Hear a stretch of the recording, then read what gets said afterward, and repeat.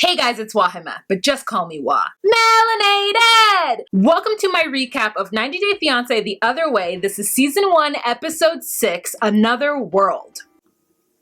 Barely did anything, and she's sweating. Alright, you guys, don't forget to check out my merch down below and give this video a thumbs up. Let's jump right into this episode. So first we're going to start off with Paul and Karini. Paul, oh God, he's an idiot. I mean, just Paul.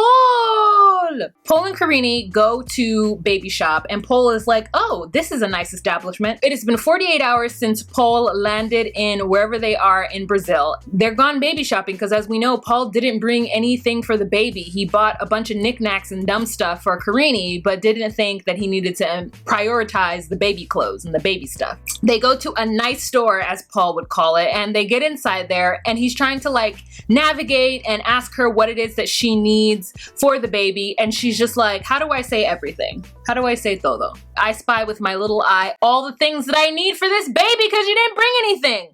So she says, I need a stroller, or she points to something and the camera pans to a stroller. I don't know what it is that she actually needed in that direction, but they pan to a stroller. He says the stroller is 2,000 riyats and that he doesn't have enough money for that. So they go on ahead and they buy something that only costs 300 and something riyats, and it is a baby changing table and bathtub because he felt in his brain of brains that the most important thing that they needed for the baby was a place to change the baby's dirty diapers and to wash its butt.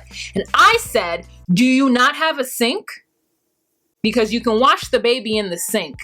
You can also wash the baby in a tub. Like you literally could just go to like the 99-cent store or I don't know, wherever they sell cheap shit and get a tub that you would like hand wash clothes in and then pour water in that and you can wash the baby in that. And you know where you could change the baby? On the bed, on the table, hell, in your lap. So that whole apparatus was very unnecessary, but Karini was like, look, if you like it, get it. I don't care. And I'm just like, Karini, don't let him buy nonsense that you don't actually need. Karini and I are very worried about how Paul is going to take care of this baby. He doesn't have any money. He doesn't have any papers yet. And he's not somebody who like can just work in any environment because he's got some kind of, you know, behavioral situation going on, as well as, you know, it's Paul. He's kind of an idiot. Where is he gonna work? What is he gonna do? He doesn't even understand what he needs for this baby. And Karini's like, honestly, I don't think he really understands what all it's going to need. And I doubt that he's gonna be able to take care of us.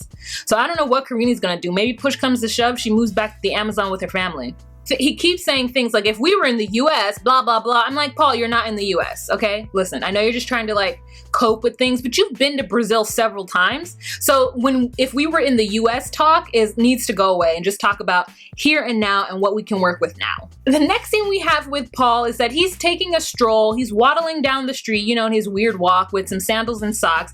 He's going to read the documents that were sent to him about his permanent residency status. So he says he wanted to do it away from Karini in case the news was kind of bad. He didn't want to put any extra pressure or stress on her. So he sits down, he opens up the letter. I mean, technology, girl. Technology. He's got a piece of paper written in Portuguese and he's using his phone and camera to translate what it is saying. It's amazing, that technology, girl. Amazing. Also, what's amazing is that he got denied because they said he committed acts of terror and war crimes. I don't know if they misunderstood, but maybe arson is like an act of terror. Not only did he get denied for his residency, he also only has 10 days to figure this ish out and get out of the country before they come after him. Anyways, he gets so upset and he's like distraught and he needs his mom, he needs a hug, he needs a lock of her hair, he needs something, girl, he needs his teddy, he needs something to calm him down, and whatever it is that he requires, he does not have. And so he gets up and does that weird run thing and he runs away from the camera. Paul runs like his shoes are too big. And I'm like, you're wearing chancletas and socks. You're not gonna be running very far on uneven dirt roads. What are you doing, Paul? He's like Forrest Gump, you know? He just felt like running. Producers are like, Paul! They're not like that, but it would have been hilarious had they done it. 10 days to figure it out. They're like, not only do we deny your shit, you're a criminal, you're a terrorist, you've committed war crimes, get the hell out of our country, you've got 10 days or we're coming after you. Okay, so the next couple that we're going to talk about is Laura and Aladdin. He pronounces his name Aladdin. She pronounces his name Aladdin. So like, I don't know, girl, but he is fine. I am so attracted to Aladdin. I mean, just tall, dark, and handsome girl. Like, just so fine. What? It is, and then like I love to see a man take care of himself. It makes me so happy to see that. And he getting his like neck wax, it just like, oh, getting all of this wax. I was like, yes, yes. I loved it. I've never seen it and it looks painful AF. I mean, I get my wax and I get my wax and I get these threaded. So, you know, I know pain. You know what I'm saying? Especially here, when I get this threaded, girl, it is the worst pain. And I do it every 2 weeks. And it hurts every time. It makes me cry every time. So I understand Aladdin, and I think we're soulmates. Move over, Laura. If you don't want him, if you don't trust him, just go on ahead and send him my way. In fact, he says one of the main reasons that they fight is because of all the new Instagram followers he's gotten. And I'm like, come fight me, Laura. Come and fight me, girl. I'm just kidding. I'm not going to follow him. I mean, maybe I will, but I'm not. I'm just kidding. I'm not following him. But anyways, he's very handsome. And did I mention that he's handsome? He says that he loves Laura. He met her online. They were talking and she came over to Qatar to be with him and he just couldn't wait. He asked her after the 9th day to marry him and she said yes. And they got married. He says that she likes his jiggy jiggy. And I'm just like, I heard that your jiggy jiggy is kind of wacky wacky though, you know? I mean, DJ Khaled let us all know how he felt about going down on his wife. So maybe it's indicative of the Arab community. I don't know. Personally, my experience with Arab men has not been that. But Laura put this man on blast. She went to a sex store not only to get a vibrator, but also to get a book so that he can read it to know better how to please a woman. Now, I understand where she's coming from because she's of a certain age. And at that certain age, she is not trying to be with no whack ass man in her bed. She's like, look, it's going to be good or it's not going to be at all. And I feel her on that. I feel her. So Aladdin is talking with his friend Muhammad, who's cute as well. And hey guys, so the footage that was supposed to be the end of Laura and Aladdin and the beginning of Jihoon and Devin was corrupted somehow and I just don't have it, so I have to do a voiceover. Okay, so Muhammad is cute and they're sitting down, him and Aladdin, and they're talking about Laura and how Laura is going to handle being in a relationship with Aladdin. And he says that he really, you know, needs her to like be subservient to him because he's the man.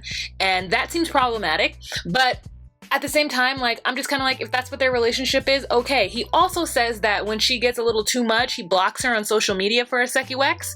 And then when she's feeling better and has calmed down, he unblocks her, which is kind of juvenile. But if that's the way she wants to handle things and she's okay with that kind of behavior, then that's on her and who am I to judge? And so then we move on to Devin and Jihoon. Girl, the bottom line is Devin cannot hold it together to meet Jihoon's family. Like, she gets there, she's got this 10-minute rule with her wild ass feral child, and the 10-minute rule is up.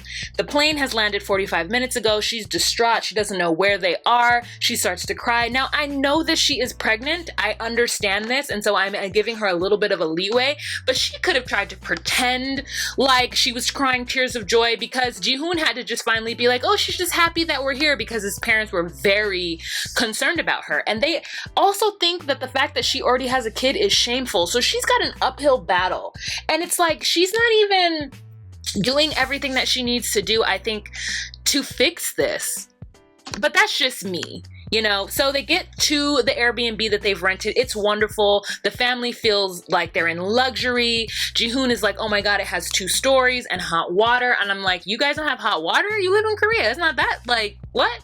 So we'll have to see what that situation is like. I'm waiting for the ranch scenario to pop up because you guys remember from the preview, she's like, there's no ranch in Korea. And I'm just like, girl, Devin, what are you talking about? So Jihoon ends up having to kind of mold everything over and Drusilla is just not helping the situation, girl. At some point, she is just running around that house like a wild child and she falls and I don't even like feel bad for her. The only thing I could think is good for ya, sit down, you know, like just going ahead and sit down now. Like now it's bedtime. You're doing too much. Speaking of bedtime, the parents go to sleep and Jihoon and Devin go to bed and Jihoon is ready to get it in. So Jihoon thought he was getting cookies tonight. This is his first night in the US with his woman that he hasn't seen in a long time, and she's talking about my 3-year-old needs to sleep in between us. Oh no. He's like, what the hell? And I feel the exact same way. I don't see anything wrong with Drusilla sleeping with her mother. I do think it's a problem that she would like her 3-year-old to sleep in between her and a man she barely knows. She should have had a conversation with him prior. I don't know why she didn't assume he was gonna wanna have sex with her and sleep with her. And so the conversation should have been like, hey, Drusilla normally sleeps with me, so the first night, just so that she can get acclimated and feel comfortable, I'm gonna sleep with her, and then I'll come in the room with you after she falls asleep, or something. She's just like looking at him like, yeah, I slept with my parents until I was 7. Everybody's allowed to rear their kids the way they want to rear their kids. If 7 years old is the time that you decide to kick your child out of the bed, that is between you and your child. No judgment on that. But I think when you bring a stranger into that situation, the person who is not their father, I think that some changes need to be made. Some boundaries need to be set. I just can't imagine sleeping with a 7-year-old unless like funds were tight and we lived in a 1-bedroom, you know? But that's just me. So I don't judge that. I just am like, poor Jihoon. He doesn't know what he's getting himself into at all. I don't know how that's gonna work. This is all very interesting. I'm here for it. The last couple that we're gonna talk about is Corey and Evelyn. Okay, this is a tough one. This is a tough one because I don't really know where to go with this. It's very clear that Evelyn is not into Corey as much as he is into her. And Corey, who's like bopping around trying to find the bus to Ingabao, and he runs into a man who is like, hey, senor, you're not from around here, are you? What's your name? And for whatever reason, that throws Corey off completely. You're from another world, man. Catch you later. Corey ends up getting on a bus to Ingabao, which he describes as sketchy, and I'm just like, that bus does not look sketchy at all. It is way too bright, and there's way too many people on this bus for it to be sketchy. Also, you have a whole ass camera crew with you. Stop complaining. Evelyn is having a conversation with the camera crews and her family, and she basically says it's about 50-50. She's excited that he's coming because she misses him, but at the same time, nah. And then her family's like, why didn't you go pick him up from the airport? And she's like, because he's a big boy, he needs to do it on his own. I need him to learn the culture. I need him to learn the language. I need him to, you know, be a birdie and fly. Because when he's been here the last time, he's required me and rested on me for everything. And I don't want that if he's gonna live here. He just needs to do it. And then his family's like, but where's the love from your end? We see how he loves you. We see that he's upped and sold everything, his car. He let quit his job to come here for you. What are you doing for him? And she's just like, I don't know that I want to get married. But if he wants to come here, he's gonna have to live it how like I want to live it. Family's just like, I suppose. Mom is just like, we love Corey. We think it's great that he's moving here. Her family is very, very open to him. So he gets there, she's waiting for him, and they have to walk 20 minutes to her grandma's house because her apartment's roof is getting renovated or something. And so at first it seems like she's gonna make him drag his luggage all over this like dirt road, but then she doesn't. I'm like, you don't know anybody with a bike? Nobody can come get y'all? Seems rude. But then she helps him and he's scared of the stray dogs, and she's just like, Corey, stop being scared. Again, there's a whole ass camera crew with you. And they get to the grandma's house. She lives in a concrete house. I'm not sure if she gave up her bed for him, but she's accommodating them. And they get in there and he's like looking for, he's just, I don't know. I don't think that he was wrong for wanting to protect himself from mosquitoes. I think that he should have brought the things that he needed to protect himself from mosquitoes. I don't want to be bit by a mosquito whether it has malaria in it or not. You know what I'm saying? I don't actually care about the malaria. I just don't want to be scratching my damn legs all night. So he just needed to prepare for that. He's going to be sweating in his PJs, but she got really like defensive and like kind of annoyed very quickly, and she was like, I'm not gonna ask my grandmother for an extension cord so you can plug in some bug zapper. The mosquitoes don't bother us here, so you just need to get used to it. And I felt like that was a little extra.